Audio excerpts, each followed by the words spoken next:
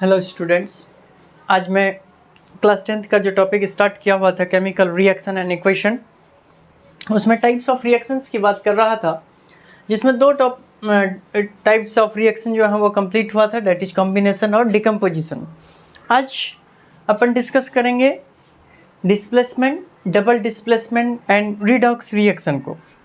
तो सबसे पहले डिस्प्लेसमेंट रिएक्शन को देखते हैं, उसके बाद फिर उसी से आपको डबल डिस्प्लेसमेंट का कॉन्सेप्ट क्लियर होगा और फिर उसके बाद रिडॉक्स रिएक्शन को देखेंगे।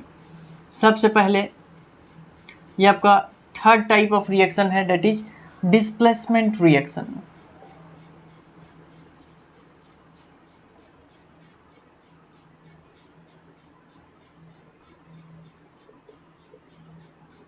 डिस्प्लेसमेंट रिएक्शन, डिस्प्लेसमेंट का मतलब ये है कि किसी को डिस्प्लेस करना, वो अपनी पोजीशन पे है उसकी जगह पे हटा करके कोई और जा करके बैठ रहा।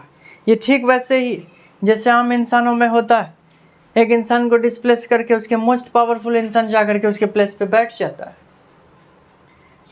ये कुर्सी, इस चेयर पे भी एक बंदा बैठा हुआ है, इस बंदे को उठा करके वही बैठ सकता है जो इससे ज़्यादा पावर रखता है। ठीक है, तो केमिकल रिएक्शन में भी वैसे ही है कि जो मोस्ट पावरफुल एलिमेंट है, जो ज़्यादा हाईली रिएक्टिव होगा, वो डिस्प्लेस कर देगा जो कम रिएक्टिव होता। अब सवाल ये आ गया कि कौन ज़्यादा रिएक्टिव और कौन कम रिएक्टिव। तो मैं समझता हूँ आपने क्लास 9th में एलिमेंट्स के बारे में तो पढ़ रखा है। आज मैं आपको ये रिएक्टिविटी सबसे पहले सीरीज आपको बता देता हूँ कि कौन ज़्यादा हाईली रिएक्टिव होगा और कौन लेस रिएक्टिव होता है, और फिर आपको उसके साथ एक ट्रिक भी बताया जाएगा। तो देख लीजिए, रिएक्टिविटी सीरीज की बात करते हैं कि कौन ज़्यादा रिएक्टिव होगा। रिएक्टिविटी सीरीज, सबसे पहले lithium, potassium, calcium, strontium, barium, sodium, magnesium, aluminium, manganese, zinc, chromium, iron, cadmium, cobalt, nickel, tin, lead. अगर आपको टीन और लीड नहीं दिख रहा हो यहाँ से तो मैं रब कर देता हूँ। उसके बाद है tin, lead, copper, Hg, Ag और फिर Au। ये आपको क्लास 11th तक की रिएक्टिविटी सीरीज में काम आएगा, इसलिए मैं समझता हूँ कि बहुत इंपॉर्टेंट है ये। सबसे ज़्यादा जो हाईली रिएक्टिव है वो है लिथियम, उसके बाद पोटेशियम, उसके बाद कैल्शियम, उसके बाद स्ट्रोंशियम, फिर बेरियम, फिर sodium, magnesium, aluminium, manganese, zinc, chromium, iron, cadmium, cobalt, nickel, tin, lead, copper, mercury, silver और फिर है लास्ट में गोल्ड। गोल्ड सबसे लीस्ट रिएक्टिव माना जाता है, इस वजह से आप इसको ध्यान में रखेंगे। इसको कैसे याद करना है, एक स्टेटमेंट है, लिखबा सरकार नामक अलमंजन करफी कटकोनी सुन पबहा कुगाग पटाऊ। ये स्टेटमेंट आपको पहली बार सुनने में बहुत अटपटा सा लगेगा, लेकिन आप याद कर सकते हैं, क्योंकि अगर मैं कर सकता हूँ तो आप भी कर सकते हैं और मेरे जैसे कई लोगों ने किया भी है। तो मैं फिर बोल रहा हूँ इस स्टेटमेंट को, लिखबा सरका नामक अलमंजन करफी कटकोनी सुन पबहा कुगाग पटाऊ। ये देखिए, एक इस निमोनिक से ये भी एक खासियत है कि अगर कुछ छूटता है तो वो आपको याद आ सकता है। लिखबा सरका नामक अलमंजन करफी कटकोनी सुन पबहा कुगाग पटाऊ। अब देख लीजिए, LIKBA लिखबा, SRCA सरका, NAMG मतलब नामक, AL से एल्युमिनियम, अलमंजन करफी कटकोनी सुन पबहा मतलब बीच में हाइड्रोजन, कुहगाग CUHG कुहगाग पटाऊ। उसके बाद है PT, दैट इज प्लेटिनम। अभी आपने देखा कि मुझसे अगर कुछ एलिमेंट छूट गया था वो भी मैंने रिमाइंड कर लिया इसी स्टेटमेंट को लेकर के। लिखबा सरकार नामक अलमंजन करफी कटकोनी सुन पबहा कुहगाग पटाऊ। ठीक है, तो आप इसको इस निमोनिक से याद करेंगे इनके रिएक्टिविटी सीरीज को। अब बात करते हैं डिस्प्लेसमेंट को लेकर के कि आखिर कैसे एक एलिमेंट, कैसे एक हाईली रिएक्टिव एलिमेंट दूसरे लिस्ट रिएक्टिव एलिमेंट को डिस्प्लेस करता है। एक दिन की बात है बेटा,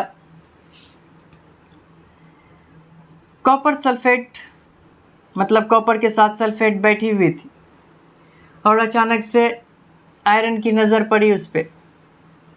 और आप तो जानते हैं ना, कॉपर सल्फेट, यहाँ पे कॉपर है और आयरन देख रहे हैं, कॉपर लिस्ट रिएक्टिव है। ये नीचे में आप देख सकते हैं कॉपर कहाँ पे लाइक कर रहा है, जबकि आयरन इस वाले पोर्शन पर। ये जगह के कम होने की वजह से मैंने बनाया है, ये इसी सीरीज को कंटिन्यू करता है, ठीक है। तो आयरन की रिएक्टिविटी ज़्यादा है, आयरन ज़्यादा रिएक्टिव है कॉपर से। तो आज क्या करेंगे ये, क्योंकि आयरन अब पावरफुल है, सल्फेट के पास वही बैठेगा जो ज़्यादा पावरफुल होगा। ये बनाएगा क्या, FeSO4 प्लस कॉपर, ये सॉलिड फॉर्म में निकल जाएगा। उसी तरीके से अगर मैं जिंक की बात करूं, आज जिंक बैठा हुआ था और कॉपर सल्फेट भी था, कॉपर के साथ सल्फेट बैठी हुई थी और जिंक आया। जिंक को ये बात अच्छी नहीं लगी, क्यों, क्योंकि जिंक ज़्यादा रिएक्टिव है as compare to copper. Zinc is more reactive than copper. तो आज जिंक कॉपर को हटाएगा, डिस्प्लेस किया कि चलो कॉपर तुम हटाओ। जिंक ने कहा ऐसा कॉपर से, और सल्फेट के साथ बैठी कौन, जिंक। और आज फिर से कॉपर खाली हो गया, क्योंकि सल्फेट के साथ वही होगा जो ज़्यादा पावरफुल है। समझ पा रहे हैं आप, यही डिस्प्लेसमेंट रिएक्शन है कि किसी एक एलिमेंट को डिस्प्लेस करके दूसरे एलिमेंट के साथ बाइंड कर जाना, बॉन्डिंग बन जाना। और बॉन्डिंग तभी बनता है जब वो हाईली रिएक्टिव होगा, ठीक है। तो इस अकॉर्डिंग से आप डिस्प्लेसमेंट रिएक्शन को समझ सकते हैं कि जो हाईली रिएक्टिव एलिमेंट्स है, आप इसकी डेफिनेशन को लिख सकते हैं, it is a type of reaction, it is a type of reaction in which more reactive elements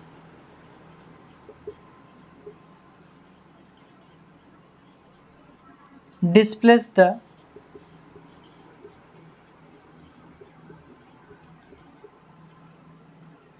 less reactive elements।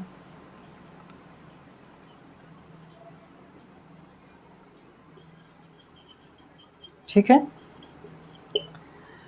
ये बात भी आपकी डिस्प्लेसमेंट रिएक्शन को लेकर के। मैंने 2 ही एग्जांपल कराया है, कराने के लिए और भी करा सकता हूं। जैसे एग्जांपल में आप लीड को ही ले लीजिए,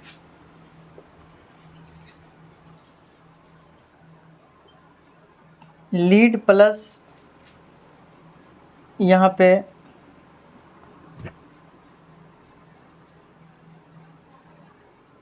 लाइक मैंने HCl ले लिया, तो ये लीड प्लस HCl होकर के PbCl2 का फॉर्मेशन कर सकता है और 2 H2 बाहर निकल जाएंगे, क्योंकि लीड की रिएक्टिविटी आप देख रहे हैं हाइड्रोजन से ज़्यादा है, तो ये हाइड्रोजन को डिस्प्लेस कर देगा। इस तरीके से आपका यहाँ से डिस्प्लेसमेंट रिएक्शन कंप्लीट होता है। और अब बारी डबल डिस्प्लेसमेंट का। डबल डिस्प्लेसमेंट में वही होगा, 2 रिएक्टेंट के बीच में आयन का एक्सचेंज होगा, मतलब दोनों ही पार्टिसिपेट करेंगे। अब इसको देखिए कुछ इस तरीके से, रिएक्टिविटी सीरीज अभी मैं नहीं मिटा रहा हूँ। डबल डिस्प्लेसमेंट रिएक्शन में रिएक्टेंट में दोनों आयन के बीच में एक्सचेंज होगा, ये ठीक वैसे ही है।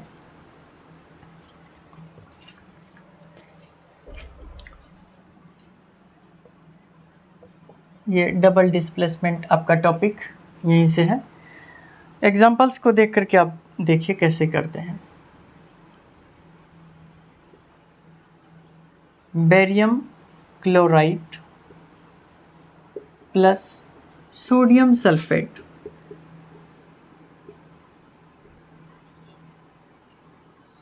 बनाएगा barium sulphate plus sodium chloride.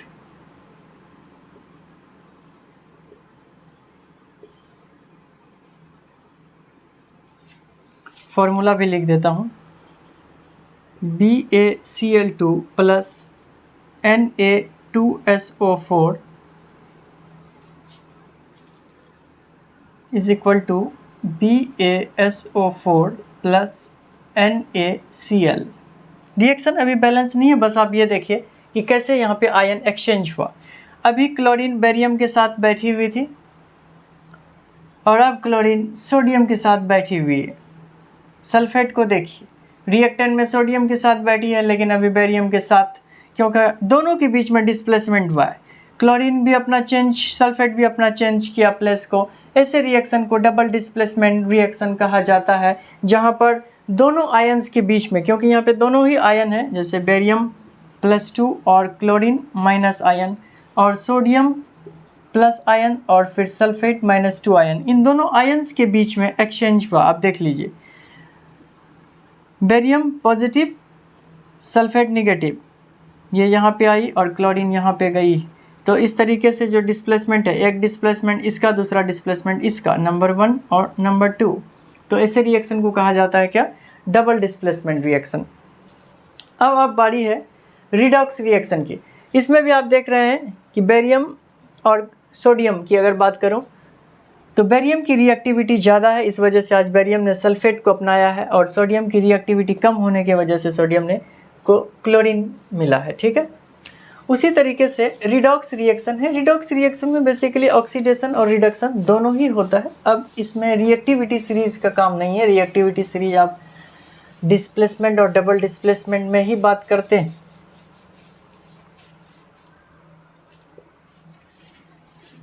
और अब बारी रिडॉक्स रिएक्शन की।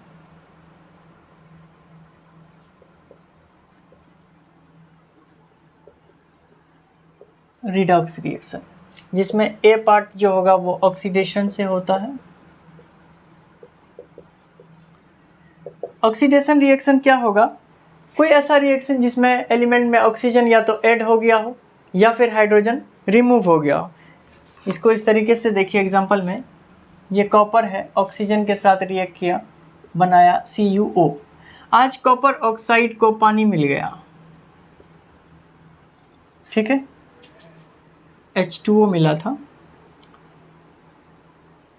कॉपर ऑक्साइड वाटर के साथ रिएक्ट करती है, ये बनाती है Cu। एक सेकेंड,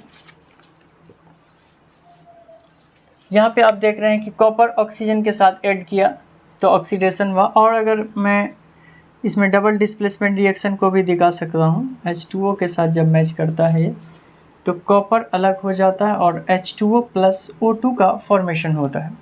तो कॉपर से ऑक्सीजन रिमूव हुआ, रिडक्शन,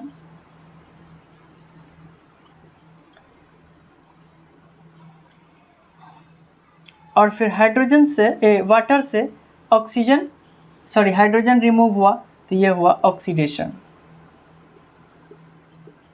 ठीक है, वाटर से हाइड्रोजन रिमूव हुआ तो ऑक्सीडेशन। यहाँ पे आपने देखा कॉपर ऑक्साइड से ऑक्सीजन रिड्यूस हुआ या रिमूव हुआ तो इसे कहा गया क्या?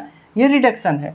उसी तरीके से एक और रिएक्शन है, that is magnesium dioxide + HCl के साथ रिएक्ट करता है तो ये बनाता है MnCl2 + H2O + Cl2। तो आप देख रहे हैं कि मैग्नीशियम से ऑक्सीजन रिलीज़ की, रिडक्शन, और HCl से हाइड्रोजन रिमूव हुआ, ऑक्सीडेशन। तो ऐसे रिएक्शन को ऑक्सीडेशन रिडक्शन कहा जाता है, इस टाइप के रिएक्शन को। जैसे रिएक्शन में है कि रिएक्टेंट और प्रोडक्ट के बीच में ऑक्सीडेशन भी हुआ हो, रिडक्शन भी हुआ हो, तो दोनों को इंक्लूड करके हम बोलते हैं ऑक्सीडेशन रिडक्शन। और बेसिकली ऑक्सीडेशन क्या होगा? एडिंग ऑफ ऑक्सीजन और रिमूवल ऑफ हाइड्रोजन, ऑक्सीडेशन है। रिडक्शन की बात करें, एडिंग ऑफ हाइड्रोजन और रिमूवल ऑफ ऑक्सीजन, इसके जस्ट उल्टा वो होता है क्या? रिडक्शन। तो यहाँ से आपका ये तीनों ही टाइप जो है रिएक्शन कंप्लीट हुआ। और लास्ट में एक टॉपिक है कोरोजन और रेंसिडिटी, ये अगले क्लास में आपको कराऊंगा। इस क्लास में सबसे ज़्यादा जो इम्पोर्टेंट था वो आपको रिएक्टिविटी सीरीज याद कराना था, जो कि सबसे ज़्यादा इम्पोर्टेंट है। और एक बार आप उसे बार बार प्रैक्टिस करेंगे तो याद हो जाएगा, लिखने का प्रयास करिएगा, सीख जाइएगा। आज के लिए इतना ही, थैंक यू।